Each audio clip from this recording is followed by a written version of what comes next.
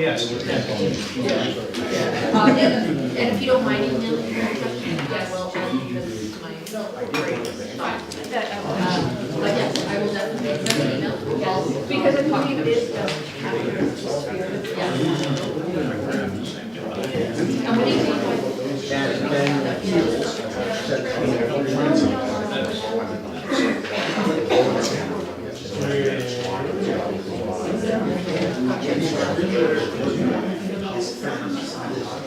Oh, yeah, I see what you're saying. I mean, it was bad.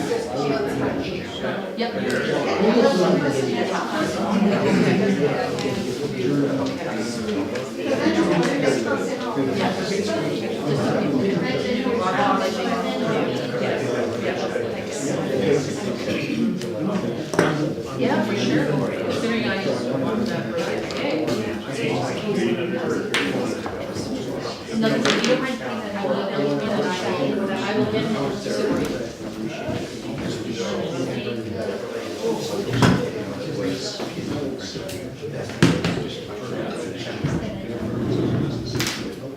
correct. Yeah. Yeah, so what's the point? Yeah. By the time we discuss whether or not we should do it, So once you have a motion for second, then you just debate. Yep. Oh, right, you don't ask the morning session for a question. That's fine, you. Oh, yeah.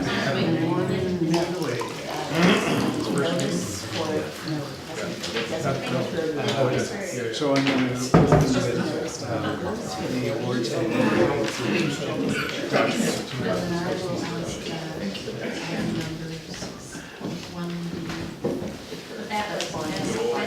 right. Okay. Are we recording? Okay. Good evening. Very quiet audience. Why is everyone so quiet tonight? Usually I can't get a word in edgewise. It's because you're all here to see the recognition awards for stewardship that we're handing out. It's nice to see such a nice crowd for the event.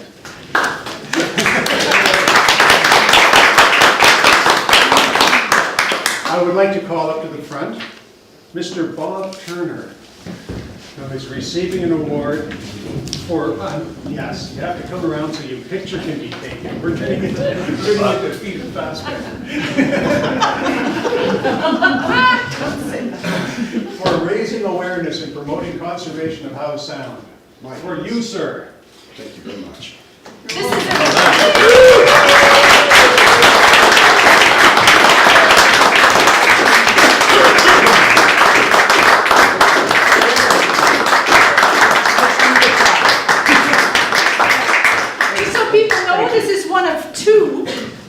Community Stewardship Awards that Bowen Islanders were awarded by the Islands Trust this year. And thank you, Bob. That's great. And we've got one more. And without wanting to steal the mayor's thunder, I'd just like to acknowledge that Councillor Sue Ellen Fast was a previous recipient of this award. Oh. Yeah, there you go. I'd also, I hate giving up the stage.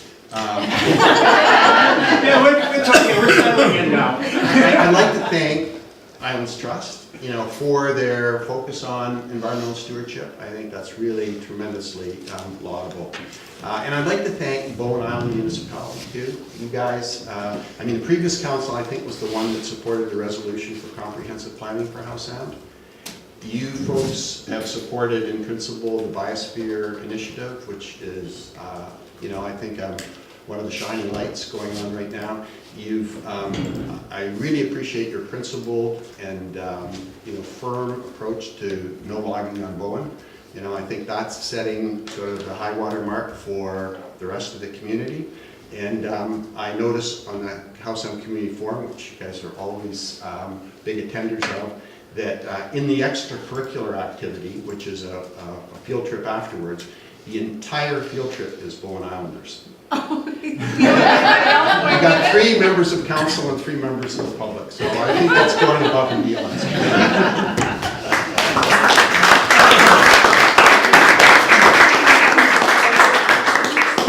have another award tonight. Everhard van Litviota. Everhard!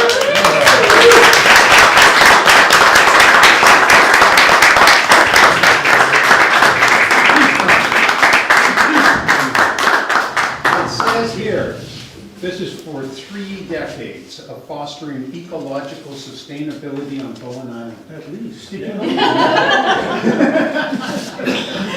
thank you. We have to do the thing. Official handshake, that's right, Yes. like politicians.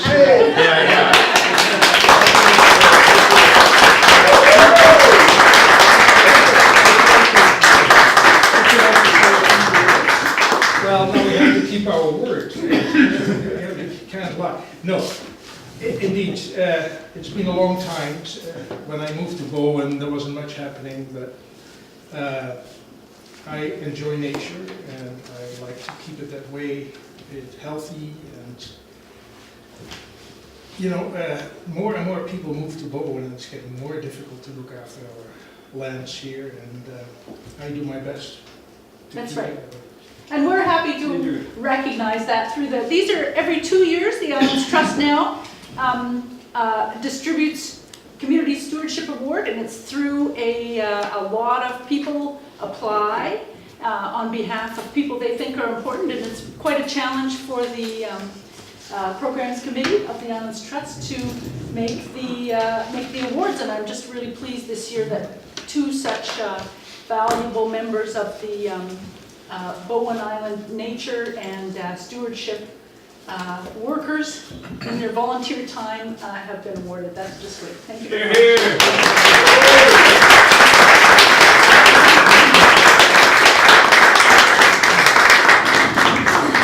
We're going to post the press releases on the website with more details, but unfortunately we've got to get back to the agenda tonight. But thank you everybody for coming. And we encourage year after next for more people to apply to, for people that should be awarded an award at some point. Okay. So, back to business at hand. Have we got anything on the agenda this evening, sir? We do. We have 2 on-table items pertaining to item 5.1, 2 letters B and C regarding 1395 Eagle Cliff. Okay. And Maureen, And there's one more, right? Do you want to call it D? 5.1 we're going D? to submit this as D. Yes. Okay. So there's 3 items for 5.1, B, C, and D. Okay, okay. And I only have We have 2 in the other. Yes, we don't have, I don't see a hard copy of the Lawrence and Bev Turner letter. I have one. See the one from Edward. You got mine? Should be there. Oh, we got it. It was on our table when we sat down. There it Okay. is, I got it. It's an email. I would also request item 6.1, which is Bonnie Brookshire regarding the bylaw for mooring buoys in Mannion Bay, be deferred to the next council meeting. There's just some work we need to do on the bylaw, so. Okay, so 6.1 is gone. Okay. Just to let you know, I'm going to, oh gosh, what's it called? At the very end there, the Islands Trust update at 10.2. I'm just going to bring up the idea of a housing needs assessment that we might take a few minutes discussing. So, but I'll do that there, if that suits. Okay. I suggested that council have this discussion. Yeah. Allison and Sue Ellen and I were discussing planning. Okay. I missed that. Okay. Motion to approve agenda. Seconder, all in favor? That is passed unanimously. Okay. We'll move on to public comments. Yes, we have 5 people who would like to speak tonight. 5? The first is Antoine Couturier.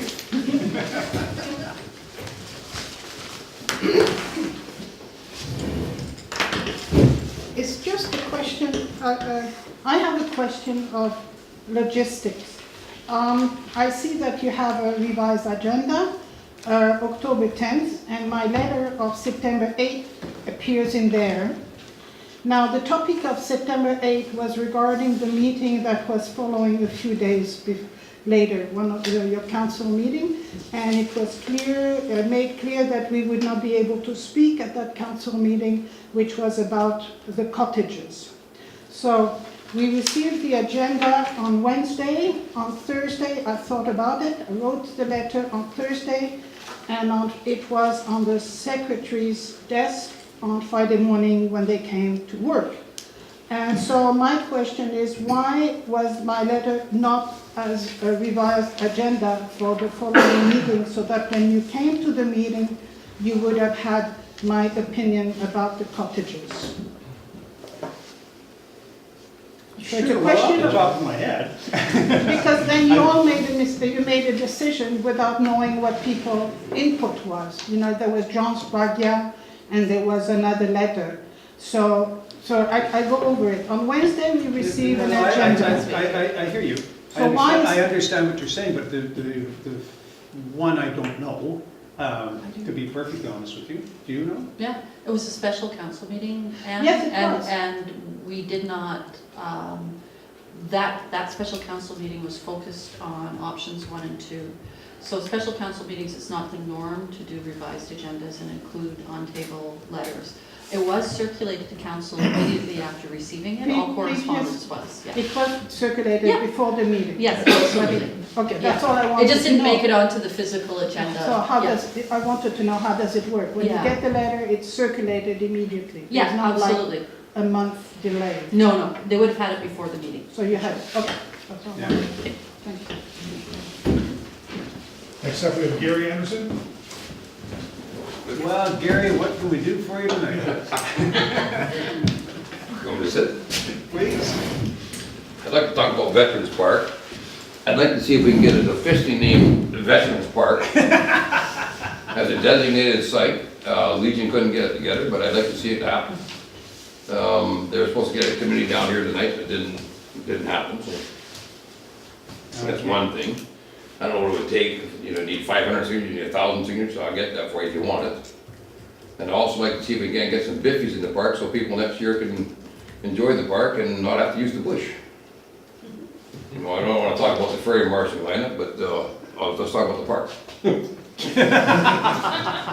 And then we could use some help with some parking up there on some of the side roads. I've talked to Wolfgang and Partner Albert. I mean, they may help us out with some of that stuff because a lot of that property there is Albert.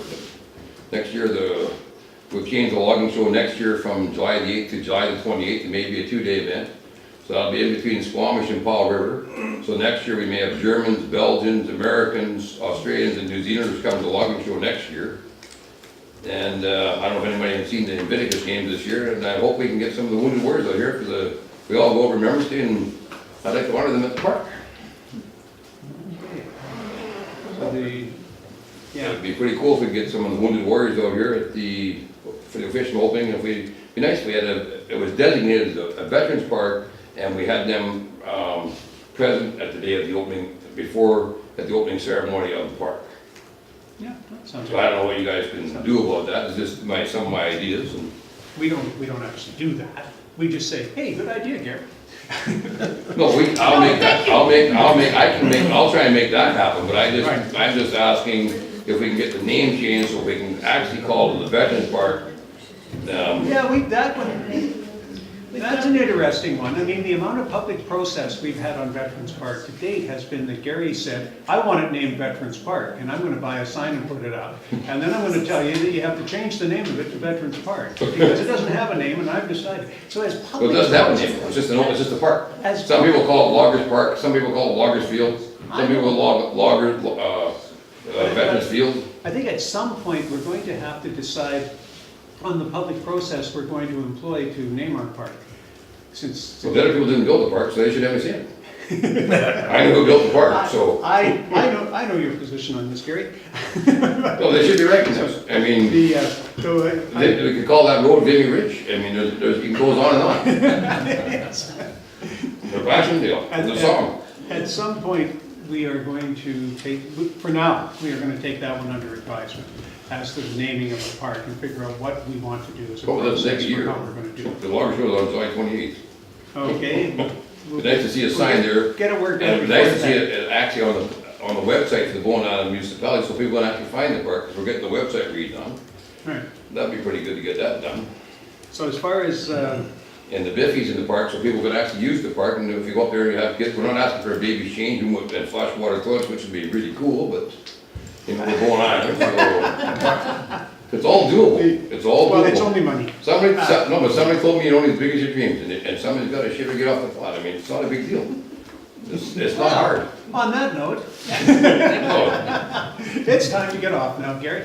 But thank you for you think your, you guys will take that into consideration about changing the name, how does that work? Or you need I have no you need me to give you a, with 1,000 signatures on something, or how does it work? we haven't got there yet. We will keep you apprised of naming. Would that be And it's another probably The reached parks the point where we plan should. coming- yeah. Yeah, we've got a Parks plan from them. parks I beg your plan pardon? coming up, yes. Our parks plan's gonna be on, I think, the next council agenda, but this is, I'll have this discussion with staff, and you can contact me within a month, then I'll let you know what the process. You can phone me. Well, Don't you know, I email me. prefer it when guys phone me, but. No, I just phoned you, I'll answer one, you got both my phones, I'll answer one of them phones. One's in my truck, one's in my pocket, you know, I'm like, Anyway, Gary, we got anyway, a lot. if you ever take that into consideration, if you need a petition, I'll get one for you. I'll get you 1,000 signatures, what do you want? We're not that big We'll on be on it, petitions. don't worry. Yeah, well, okay, sounds good. Thanks. Thank you. Thanks, Chair. Next. Who's next up? Colin Essen? Good evening, sir. In fact, I hadn't realised that one could submit things late and the agenda would be amended, so I'm sorry, I thought the only opportunity to comment on things in the agenda would be now. We find ourselves in a typical dilemma. On the one hand, we don't wish to alienate our new neighbours over their application for a variance, or on the other hand, we searched long and hard over a number of years to find a property which had privacy. And so this proposal is going to change that. We will lose our privacy. The proposed house has a very large visual footprint. If you take in the whole of the roof line and the decks, it's approximately 100 by 80 feet, or 30 by 24 meters. I don't know which you prefer, feet or meters, but it's also 51 feet or 16 meters closer to the sea. And obviously, with the size of the thing, our view is affected southwards from our deck and all our windows through the house. So, in addition, the uneven nature of the shoreline means that although the claim is that they're not going much closer to the sea than we are, they are visually closer to the sea because that section of the sea is a bit further out. Our neighbours kindly provided pictures showing the impact of the building on our view. These, I think we have to treat with a little bit of caution because some of the trees in the picture will be gone. And the other problem is most of the screening that's there now is deciduous, so come the fall, that screening will be gone. And the pictures only show a part of the building. Part of the submission is that the house only at maximum takes 13% of our 180% view, but I think one has to treat this with caution too, because that I always think of it in two views. One is the water, and then we have the south view over what were Muriel Macmillan's beautiful natural gardens to the Lehman lands, and the house is going to sit slap bang in the middle of that. So it will have a large visual impact in that area. Just to touch on the Lehman lands for the moment, there's nothing in the planner's report about the Lehman lands. Our understanding they were given to the community to preserve their natural state and the beauty, and the owner had just loved the place so much he wanted everybody to enjoy it as well. So I imagine this will make an effect on it, on the view. One of the solutions, and we have talked about with the new neighbours, is screening. And Obviously, it's not an ideal solution unless we can get good screening, but it may be possible. Well, what we would seek if we were doing that would be some sort of covenant. There's a concern, obviously, that if somebody else buys the house subsequently, they could take it all out again. So perhaps that could be looked at. Obviously, ideally, we would like the house to be back further so it didn't get into our beautiful view that we have loved for a number of years, 7 years now. And so that, is obviously not a feasible thing, but we would like to take it back as far as possible that would not interfere with the view so much. So I've prepared a little sheet just to summarize that, so I'll pass it if you need that. So thank you for listening, and we'll look forward to the discussion. Thank you. Next up, we have Bert Nielsen. Sometimes known as Brent. Brent? With bad handwriting. Obviously. Yeah, sorry about that. That's all right. Hi, council. My name is Brent Nielsen. Catherine and I were the neighbors that Colin was talking about, and I apologize for not making the site walk with the council members that were able to attend a doctor's appointment that long-term setup that couldn't get changed. I think we all know what it's like trying to change one of those. But I would like to start by thanking Emma, council members, our Eagle Cliff neighbors, and our architect Cedric for their time, patience, ideas, options, and sincere involvement in our variance proposal. Catherine and I truly believe that being transparent and candid, obviously adhering to the process as part of that, is critical for a reasonable and objective outcome. The first time we met Gail and Colin at their house, they asked us why Bowen. And Catherine actually has some family ties to Bowen. Her cousin, Alan Delaplante, has lived on Bowen for, I believe it was almost 10 years. We actually met them for breakfast here not too long ago. And Catherine's aunt had a place on Bowen that she frequented in the 60s and spent the summers here. So Catherine has a real tie to Bowen. Now, after moving Catherine and our family around about a dozen times in the 20 years all over Western North America for my employment, I decided to make a very wise marital decision and ask Catherine where she wanted to live. And she picked Bowen Island. So after looking on Bowen Island for some time, Hal Barber, who was our realtor, contacted us about Eagle Cliff. And we were traveling at the time, and actually based on Hal's advice, which we really trusted, maybe he just grew tired of showing us places because we looked for about a year or more. But regardless of that, we purchased the property, and it was an as-is sale. I think everyone here is familiar with what as-is sale means. You get what you get. There's no contingencies, no anything. So we were hoping to live in the house for a while, renovate it, and actually just live in it. But it turns out as we got into it, disappointingly, there was a lot of rodent and animal issues in the house. And Larry Morse, who did some initial work on the house, can attest to that for us. And there was a lot of leakage in the solarium, which structurally created some issues. So we couldn't live in the house. So we tore it down. We did manage to salvage some of the cedar, which we understand may have actually been cut from one of the cedar trees on the property. So that was good. At least we got to keep some of the house. Now, over the next 8 months, Catherine, myself, and our family, we visited the property numerous times. We looked at all kinds of different properties, single garage, 2-story, double garage, big house, little house, further north, further east, all kinds of options. And of course, there's a lot of variables impacting where is the best place for a new house on that lot. Site topography, cost and drainage, energy dependency. We're trying to, basically be energy independent. And also some real safety concerns about forest fire and the steepness of the driveway. And of course, we all saw in Eagle Cliff on the July weekend, the fire that started over there and how quickly the group managed to get over and stop it. And actually, one of our iterations in February had the house much closer, 35 feet closer actually, to the Gale and Collins property line, and tucked even further in to, so it was a very dramatic cantilever that we were looking for. And we really liked that house, honestly, but it was much bigger, about 1,000 square feet bigger. And we acknowledged what an impact that would have on Gale and Collin. So we moved the house back to where its current proposed location. So we've been through this process iteratively for about 8 months. And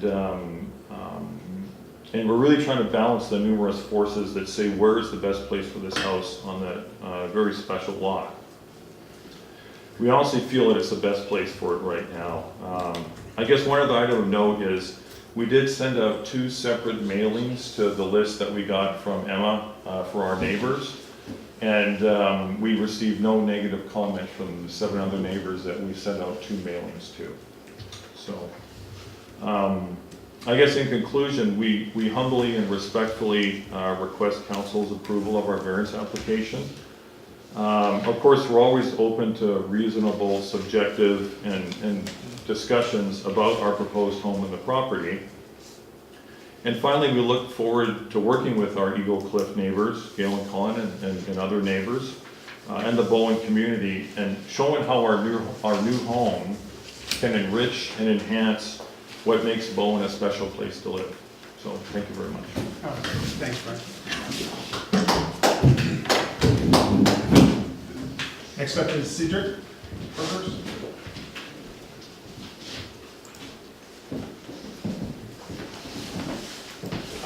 Good evening. My name is Cedric Burgers. I'm the architect for Brent and Catherine Nielsen, and I just wanted to say a few words about the design of the house and to sort of clear up a few perhaps misconceptions. So I first visited the property. How much time do I have, by the way? Because I could go on forever. About 4 minutes. 4 minutes? Okay. I visited about a year ago the property with Brent and Catherine. And I'd like to talk about the siding of the house. First of all, the grade of the driveway, as some of you have noticed, is very steep. It gets up to 27%. So that had to be addressed. There's a lot of large trees, one of which came down, as you probably all saw. It was a 500-year-old Doug fir. These things are huge. It almost smashed to bits the existing house. So trees are a real issue on this lot. And preservation of those trees is very important. And there's also issues of views and sunlight. The proposed location struck me as, from an architectural viewpoint, as the perfect location because it balanced all the needs. It balanced the needs for sunlight, for views, for retention of trees, for the driveway steepness, which can be now elongated because the house is further away.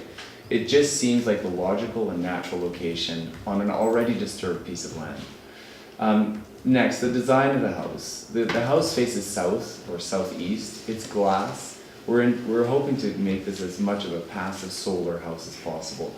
The house cantilevers out over a large part of the garden, so it leaves it undisturbed. We're looking for natural ventilation, natural heating in the house. This is a conscientious effort to be as green as possible. The dark materials allow the house to fade into the background. And lastly, we're using zinc, wood, and stone.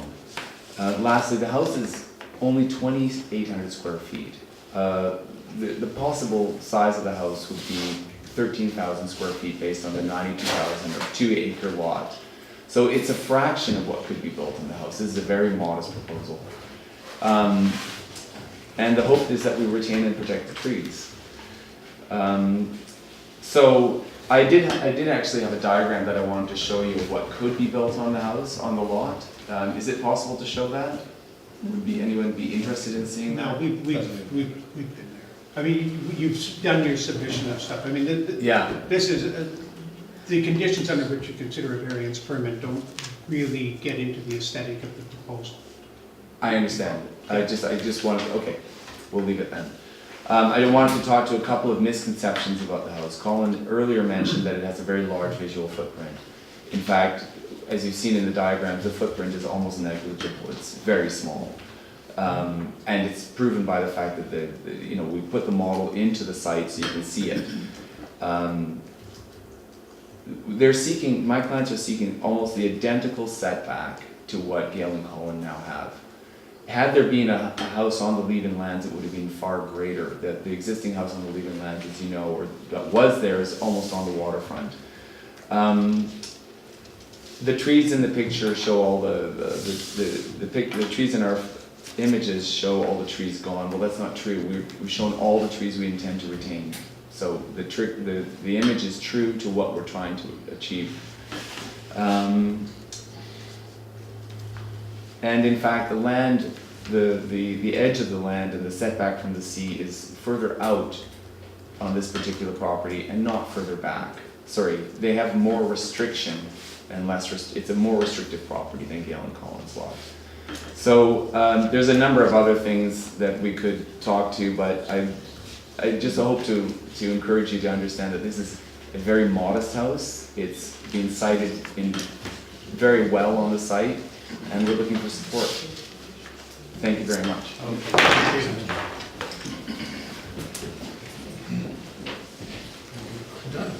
That wraps up our public comment section. Okay, so moving right along to the ever popular consent agenda. Do we have anything to pull from it?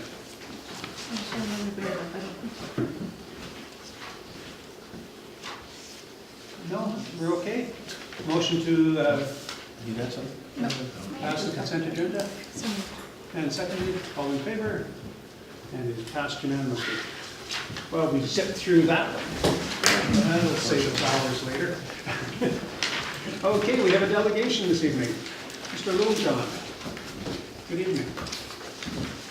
Thank you, Mayor and Council, for allowing me to be here. To thank you for your leadership in climate and energy here on Bowen and for being a member of Community Energy Association. I wanted to come over to reinforce the leadership that you're showing and to provide you with an opportunity to ask me any questions.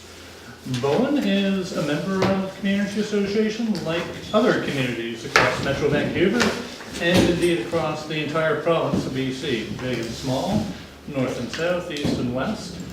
And it's not just municipalities that CEA brings together, it's also utilities and private sector, municipal associations and foundations and transit providers as well.